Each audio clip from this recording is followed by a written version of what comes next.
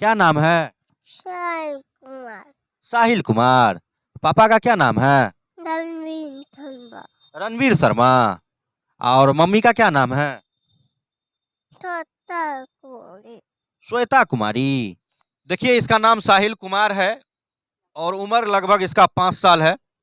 एक और यहाँ बच्चा है जिसका उम्र 3 साल है और इसका भाई है ये।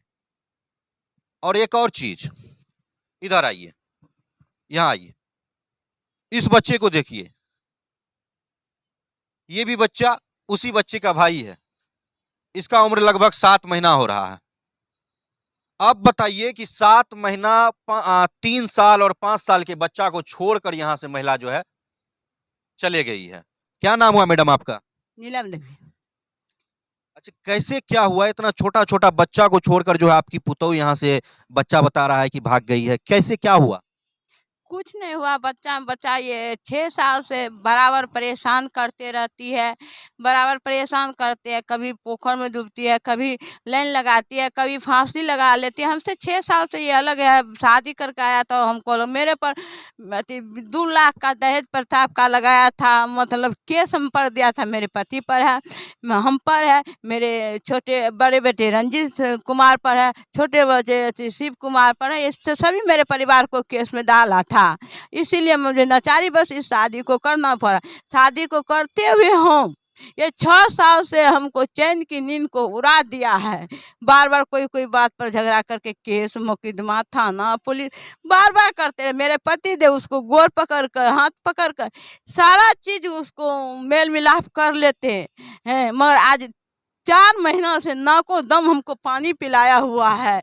कभी पूना भाग कर जाती है, किसी को नहीं कुछ बता कर जाती है, किसी को नहीं कुछ बता, बच्चा को लेती है पूना में जाकर केस की करने के लिए हमको धमकी दिया। वहाँ का थाना प्रभारी कहा कि हम बिहार का केस है, हम नहीं लेंगे, आपका परिवार है, आप परिवार जाकर बिहार में जो भी करना है आप बिहार में जाकर कीजिए, बिहार में जाकर कीजिए। उसका 10-15 दिन रहा, फिर वो भागे। उससे भी पहले वो मतलब लड़ाई करके हम पर केस कर थाना SP थाना में देकर, मतलब वो 15 दिन अब कहाँ रही नहीं रही ये बात हम नहीं बता सकते। होटल नहराम तो नहीं थी, मगर ये कोई भाड़ा लेकर या कहीं होटल पर थी।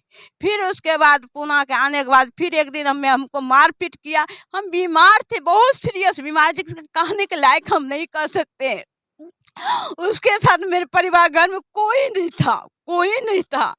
वो पुणे से आई, मुझे बड़का मोबाइल सरकारी तरफ से मिला हुआ था। हम ऐसे ऐसे सो कर 3 बजे उठकर चाय पी ले रहे थे, उस पर हमको मारा पीटा और कुछ भी ऐसा किया कि उसको कहने के लायक नहीं है कि क्या लाचारी बात, हमको मीडिया पर आना पड़ रहा है।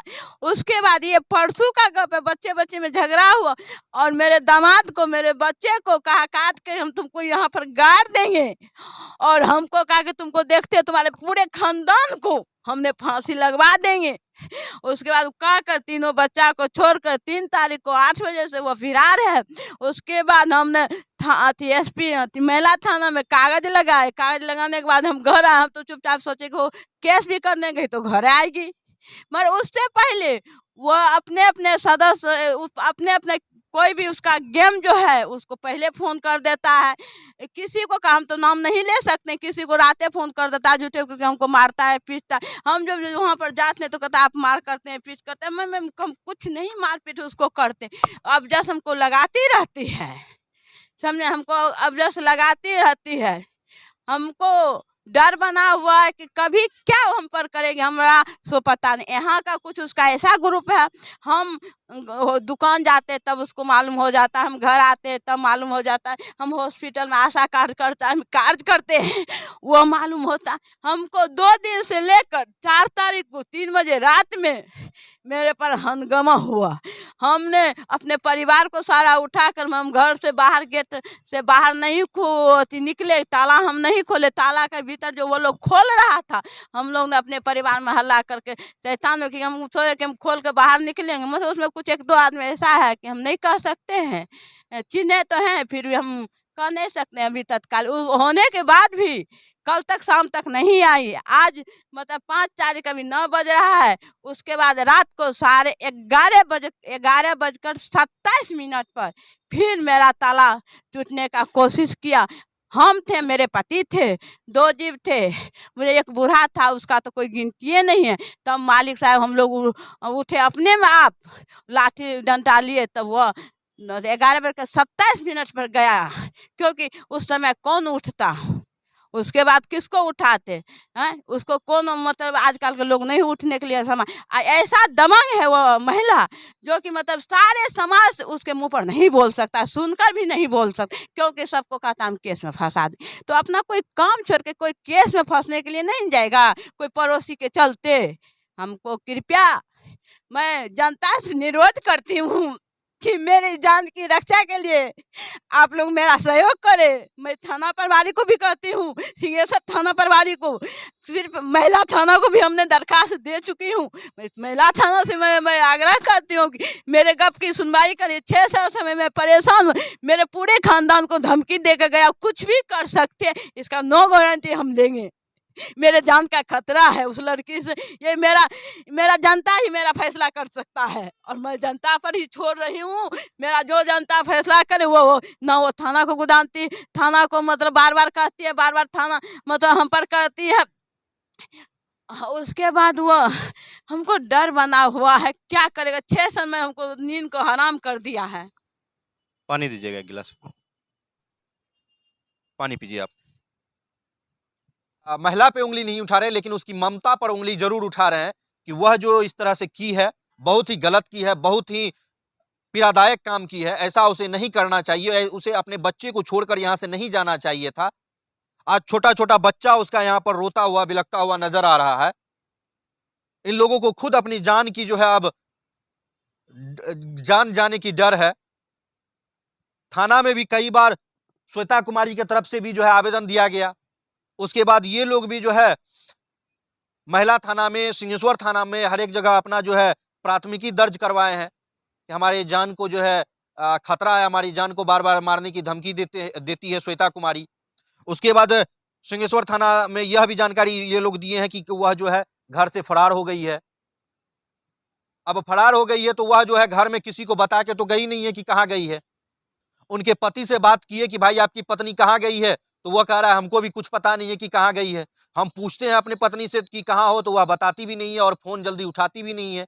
बाय संजोग है कि कभी कताल उठा लेती है, लेकिन कुछ खास बताती नहीं, हूं करके काट देती है। अब क्या है पूरा मामला, क्या है माजरा, यह आप लोग स्पष्ट समझ रहे होंगे। आखिर कोई महिला ऐसा क्यों कर रही है?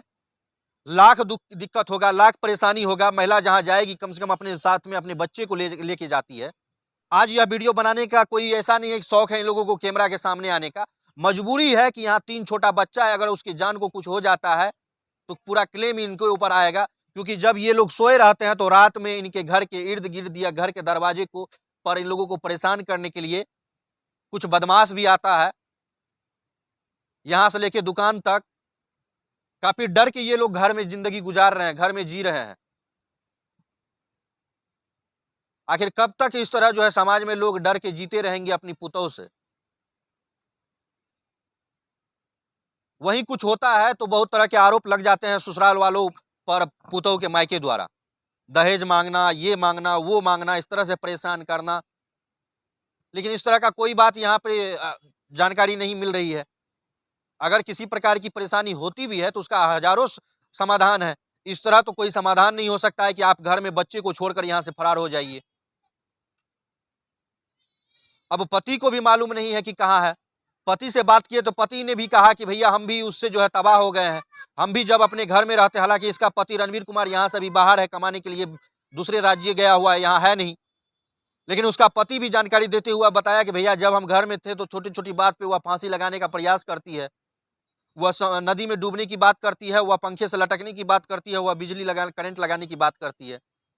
हम लोग तो खुद परेशान हो गए हैं कि डर से कुछ उसको ज्यादा मुंह खोल के कुछ कहते नहीं है कि कुछ एक्शन ना ले, कुछ कर ना ले।